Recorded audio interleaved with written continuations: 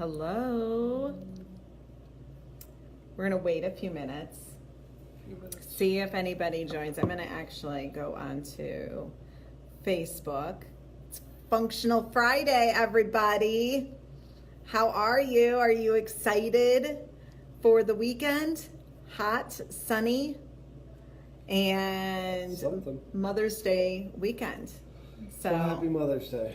Yes. Any fun and exciting plans for anybody? What are you doing for Mother's Day weekend? Going to graduation, so happy graduation to my oldest. But that's graduation. What are Mother's Day, I brunch, I think, or something like that. You've got brunch with your in-laws. Yeah. And then we always tend to usually do hit Lohmeyer Park for the art fair. It's going to be a hot one there. It usually is. Yeah, something, yeah. Yes. I'm not seeing this on our SymBowl page, so I'm not sure if I'm on my page or on the SymBowl page, but no idea. Hi, Aunt Pat. Is that? Oh, hi, Aunt Pat. How are you? Okay, we're gonna go ahead and get this show started. This was her idea. I'm full of ideas. Okay, so we have started what we are calling Functional Fridays. Where at 11:30 on Fridays, we're hoping to pull in resources, content, people that can help answer questions, maneuver through things in life that allow you to function a little bit better. We started this, we have our podcast called Find Your Inner Flavor, and we do those recordings out at the Gaslight, but we wanted to be able to connect with people that are not right here in our backyard, and also an opportunity to pull in other things, and this is a little bit different. More spontaneous. Yeah, a little bit different and more unique. So today's topic is all about clean eating and whole food. What exactly does it mean? And how do you maneuver through some of the labeling? What do you look for? All of that kind of stuff. And this is coming from our marketing person, Sarah, is going, we need to be able to answer a lot of these just basic questions. And as silly and as stupid as it might sound, like what does whole food mean? For many people, maneuvering through food is just really super confusing if it's never been a priority of yours. So we hope that this kind of gives you some insight in how that is. So let's talk about what whole food is. You have the definition.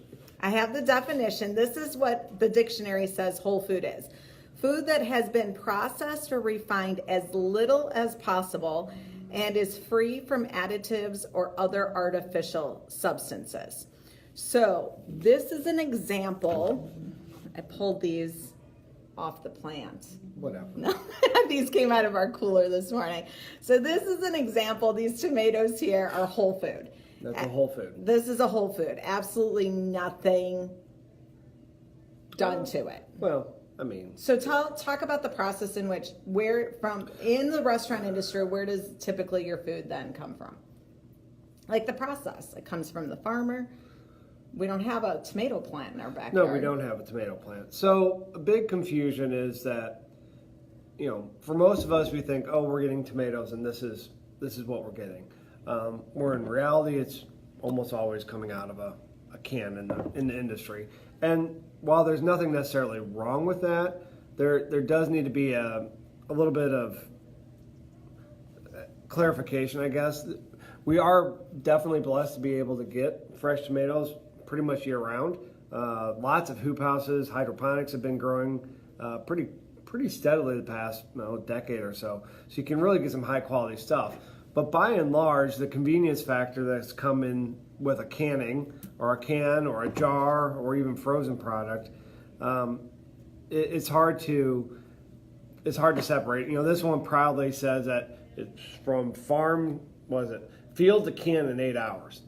Which, okay, is that a good thing? Well, in some respects, yeah, it's great, because the longer something is off the vine, out of the field, there's degradation and it loses some of its quality.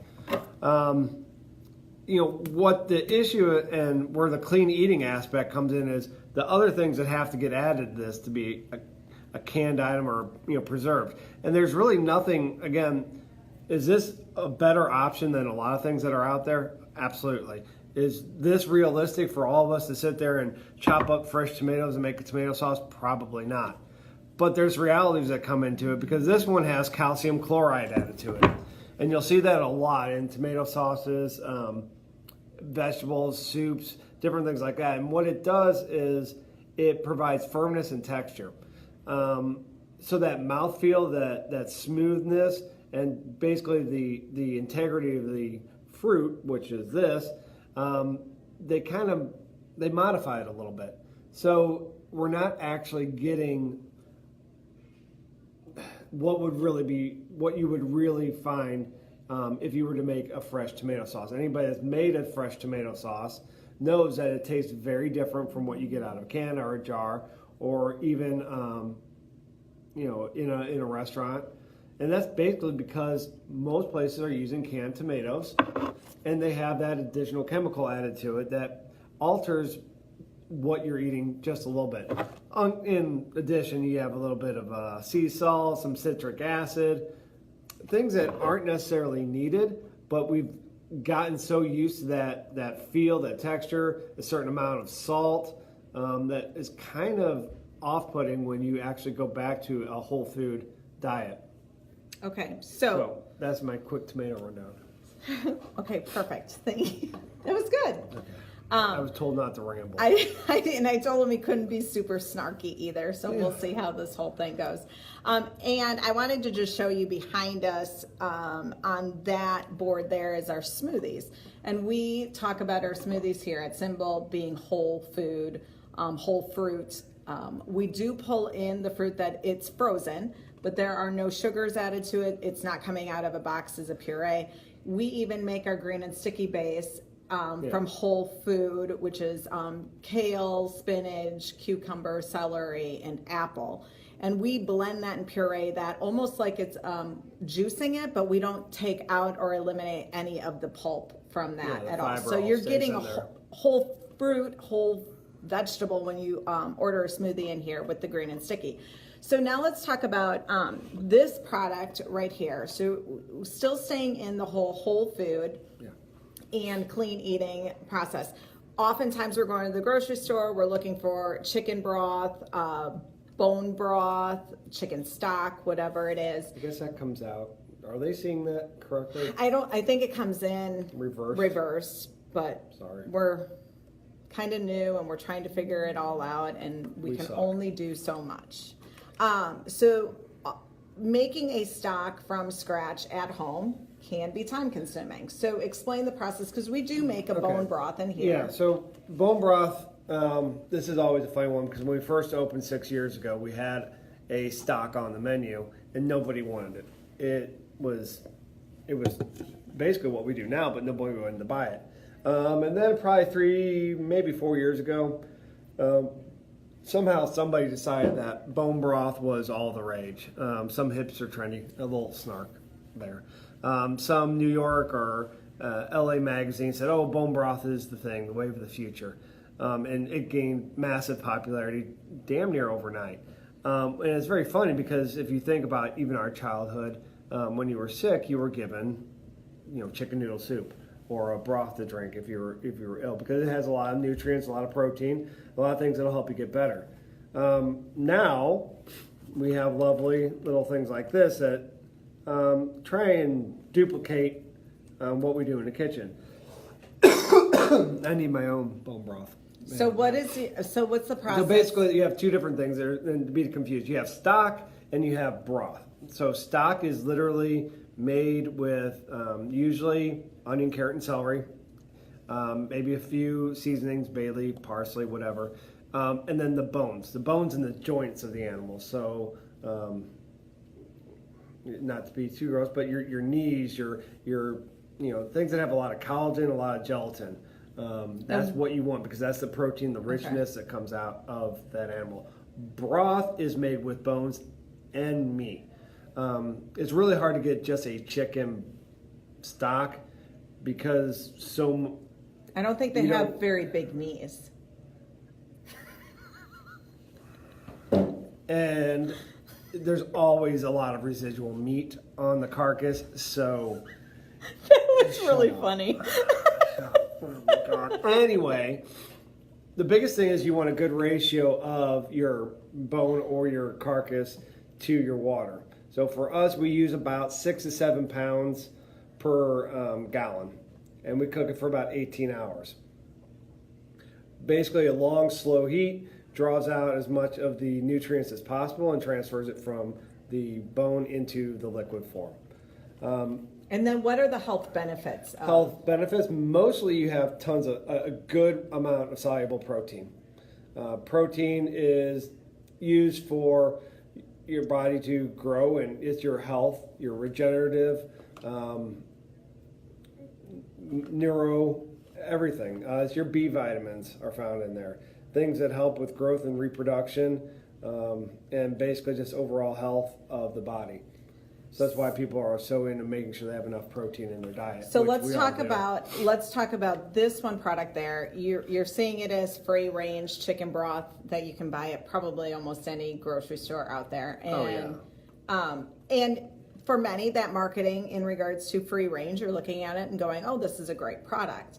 Well, and there is. I mean, it's shelf stable. Tetra Pak is maybe it's not the most recyclable. It's sometimes hard to recycle, but it's not. You don't have to have this refrigerated until you open it, so you're not wasting a ton of energy trying to keep it refrigerated, which is nice. And again, is this, is this better than a bouillon cube? Absolutely. Is it better than a paste? Yeah, probably, absolutely. If we're fortunate to have options like this, but it's the confusion of, is it truly a whole food? And unfortunately, we have this, which, what is it? We believe good nutritious food comes from real ingredients, blah, blah, blah, blah, blah. That's why we keep it simple, blah, blah, blah. Except they put sugar in it. They say cane sugar, which, okay, it's sugar. Beets, canes, whatever. It's, evaporated cane juice was one of my favorite labels that I saw recently. That's sugar. That's white sugar. Again, just like the calcium chloride in those canned tomatoes, they're putting something like sugar in a product like this because we've gotten so used to that taste profile that if it's not just a little bit of sweet, or for us, sweet, salt, fat, all those things are triggers for our body that we really gravitate to. So they want this. They're subtly, I don't want to say addicting you, but that point of difference is what they're adding to this product that turns it from what could be just a really nice, easy, convenient way of people to have nutrition, and they kind of adulterate it a little bit. And they do it in such a guise as it's simply delicious. It's they have all this nice homemade crap on it. This is sourced as close to home as possible.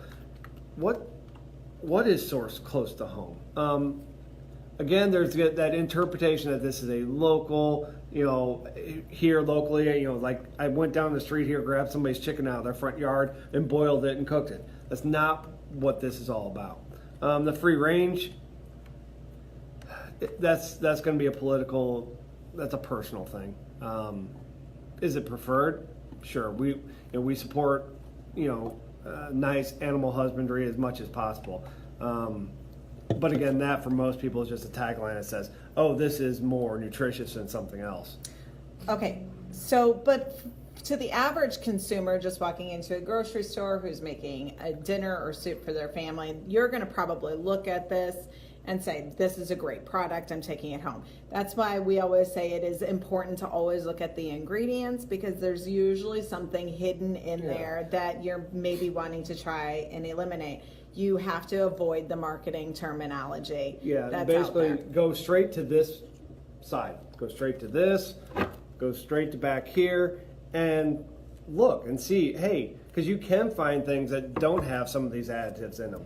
And again, are they necessarily the worst thing in the world? No. Okay, so I have a question, because I am not super smart in all of this arena. We're talking about sugar, adding sugar into things that are processed or whatever. Deli meat. Why is there sugar in every single deli meat? That's part of the curing process. Again, that's going to be salt and sugar and your nitrates and nitrates. That's what causes that muscle to get firm. So if you're avoiding sugar 100%, you cook your own. That's a whole other. I mean, we might need a demonstration. Yeah, can you find some? Yeah, you probably can. You'd have to look. Uncured? I mean, are they calling it uncured? Can you even make a deli meat that's uncured? I mean, I guess a turkey breast. I mean, there are some places that you can go and get just straight cooked. Yeah. Okay. Again, is the texture and everything is going to be very different than what we are traditionally used to. Your body loves salt, it loves sugar, it loves fat. And that's the reason why those sort of things are so hard for people to change and get rid of. I mean, your body likes them. You know, salt isn't super hard to find, but we do need a little bit in our diet. Fat we love because it's got tons of calories, easy to consume. That's why we're kind of naturally geared to want fatty things because the body's like, oh great, I get all these calories really fast, really easy. You know, it likes sugar for the same damn reason. Because it's instant calories with no muss, no fuss. So your body's like, oh, hey, I'll take this. It's cheap, easy, and I don't have to do crap to process it. You know, it's pretty simple that. That comes into here is the mind saying, okay, I need to choose foods that have more health and nutrition, not just junk. That's why junk food is so tasty. Look at all your junk food. Salt, sugar, and fat. That's kind of your diet in some ways. I love it. Kathy, I completely understand what you're saying. And when you become more aware and you really start cutting out these certain components, sugar being one of them, that the reason I brought up the deli meat is because when you're purchasing something off of a shelf in a grocery store, you can see what all of the ingredients are. When you're going to the deli and you're buying something that is pre-made, you're going to see some ingredients. Somewhere. Yeah, they will. But you have to ask. And most of those employees are not going to know 100% or understand even 100%. Obviously, our business model, we try as best as possible, be very transparent about what's in our food. We have an ingredient list in every restaurant. Don't take it out on the poor schmuck that's just working the job because they really aren't going to know. That's where we really encourage people to come in here. Well, if you're having a question about your diet, you need to do the research and you need to find out. Be the educated consumer, and that's the more educated the consumer can be, the more we can slowly start trying to get some of this crap out of our diet. Everybody likes to tout the Europeans, blah blah blah. They have all this. They have their own issues too. They're just a little bit maybe less capitalistically driven. A lot of our stuff, though, again, came out of post World War II and the massive food industry that started, and it's going to take a little while to reverse some of these trends. Okay, so let's talk a little bit more about what clean eating is, and then we'll talk about the bone broth that we make in here. And this lovely, thick, viscous, delicious. And I have a feeling I'm on my personal Facebook page and not on the SymBowl page. You suck. So this is what we'll move it over to the SymBowl page, and if that's the case, I apologize. Trying to maneuver through this and figure it all out easily. So Fitness Magazine defines clean eating as eating whole foods or real foods, those that are or minimally processed, refined, and handled, making them as close to the natural form as possible. Again, the tomato. This is natural form. Well, this is a natural form, but again, most people, if you make a sauce out of this, are not going to like it. You're going to have to add a lot of things to it for it to make a flavor that is something that is a jarred. Well, something that you're accustomed to. Yeah, right. Again, not to dog on this product too much, but one of the things they have in here is it's chicken broth, then with this natural chicken flavor added to it. So not only does it have cane sugar, it has natural chicken flavor. And that we're not sure what that means or is exactly? I looked that one up and it's pretty ambiguous. Basically, the best I can figure out is it's anything that's sort of chickeny that maybe they roasted and concentrated. It was like a distillate or an essence So basically, it could be anything Okay, so related let's- to chicken. So this is the bone broth that we make in-house. Yes. Explain this process, and this would be technically, in my mind, the way that our grandparents or our grandparents' grandparents Oh. would have made bone broth This back is- in the day. This is where, like, the This is chicken way- noodle soup when you're sick. Anybody would have made this prior to, probably prior to 1960, 1970. You know, canning has come a massive way. Tetra Pak is really not very old at all. No one would have put the money in to just make a chicken stock or a chicken broth. They wouldn't have packaged that prior to really probably the past 10 years where it became feasible, or at least, you know, money driven. You basically get a large pot. You put your bones or your chicken carcass. So we're talking basically the back. Anything that Kentucky Fried doesn't fry up, we put in a pot. So wing tips, chicken legs, chicken feet make great stock. Again, lots of joints and protein and collagen there. And then the chicken backs. So I'm that trying whole, really hard not to make my knee comment. right, chicken knees. Yeah. So basically the back, a little bit of the neck. That all goes in the pot. We simply use celery and carrot. I don't remember quite how omitting the onion came about. There was somebody once upon a time that's a somebody couldn't that's have an it. AIP thing, isn't it? No, they can have onion. Oh, they can't have scallion. No, they can It's have one onion. of them that they No, can't they have. can I have thought. onion. Okay. It's not nice. There was anyway. But this we also don't put it. goes- So we this kept also- it even cleaner. This also goes back to sustainability, not wasting any part Oh, yeah. of the food that's coming through. So just go into how that no waste component plays and what part of why, you know, before 1969 or whatever, they were making chicken stock. Because Why? we're not well- wasting food. No, you weren't going to waste anything. So you got the maximum out. And honestly, even after you cooked it, that was all composted, thrown to the dogs, thrown to something. Somebody ate what was left because once you cook this stuff down for about 18 hours, there's not a whole lot left.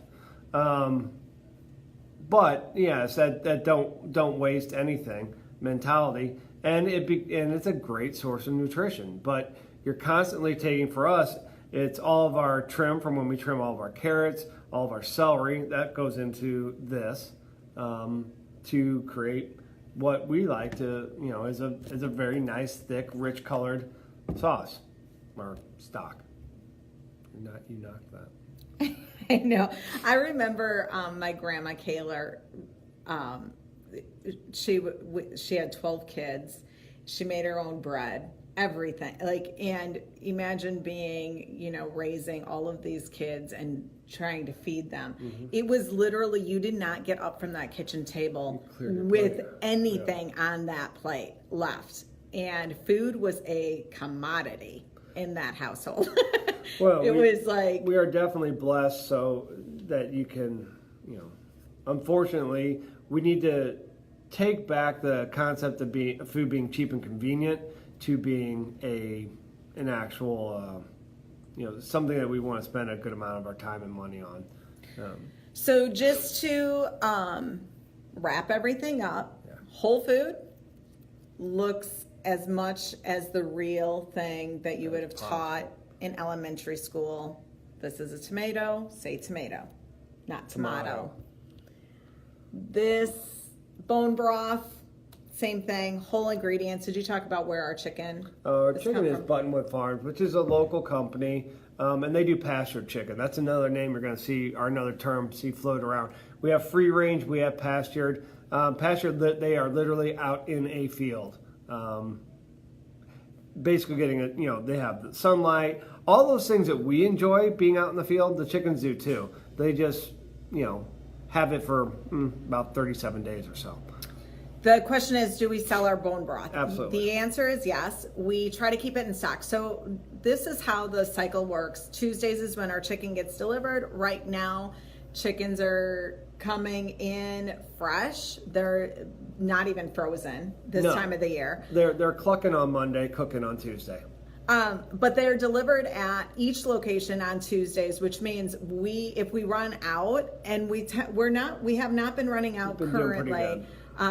But when we run out, we don't get more chicken until Tuesday, and then it's got to cook the bone broth that evening, so it could be a Wednesday before we get it. We almost always have it on. We almost always have it. We've been able to identify how much is being sold. We sell it by the mug. You can actually come in, you can order it hot by the mug, by the pint, and then by the quart. And we do get special requests every once in a while for a gallon size, because somebody is going into a surgery, coming out of surgery, and that we can do. Typically, though, we need that kind of a pre-request, a little bit of notice, a week or two notice, and we can make up larger batches specifically for that purpose. Our bone broth also is AIP compliant. I've seen a lot of the bone broths out there, which I think are probably really, really good products, but they're full of so many ingredients that some of those that really use bone broth for a healing component, the gut health, can't drink or use a lot of the bone broths that are out there because they just put too many things in it. Not meaning that they're bad products, just meaning that there's that need for specific ingredients, and only that. And you don't need a lot for it to taste good. No. What's in ours? So we have chicken, carrot, celery, and then a little bit of sea salt, cumin, turmeric, and dry mustard. Again, those are basically things that I derive from my Ayurvedic background. Those are all pretty tried and true traditional gut restorative spices. Again, very minimal. We don't overdo almost anything in our restaurant. So we're going to go ahead and wrap up this episode of Functional Fridays. Next week, we actually have Seth Garland, who's going to be Somebody joining. much more interesting. Seth is a functional medicine doctor at Core Health in Brentwood.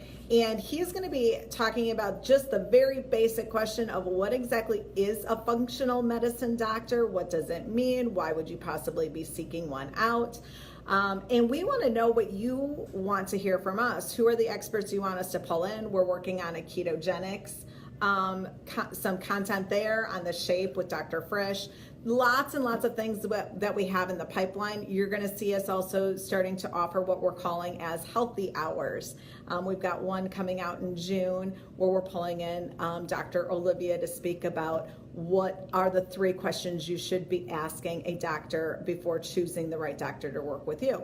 So SymBowl is way more than just a restaurant. We really are a resource and a connection to those people and those experts that are helping you heal and live your life in a more functional way. Anything you want to say? No, come in and eat. Thank you. Share this, join our community, and be a part of the change that we are all a part of. Thank you.